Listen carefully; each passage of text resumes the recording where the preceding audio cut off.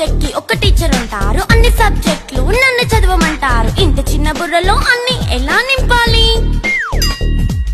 Class work, home work, fair notes అంటారు. Subject కి 3 books పెట్టి బ్యాగ్ నింపుతారు. ఇన్ఫాక్ట్ నా బరువు కన్నా నా బ్యాగ్ బరువే ఎక్కువ.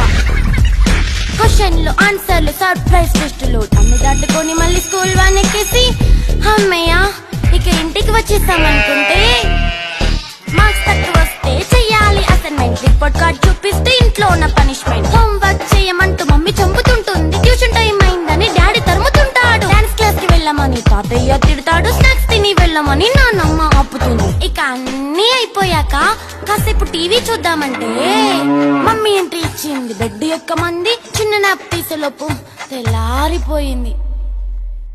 అయ్యో మళ్ళీ మొదలు ఈ స్కూల్ కష్టాలు.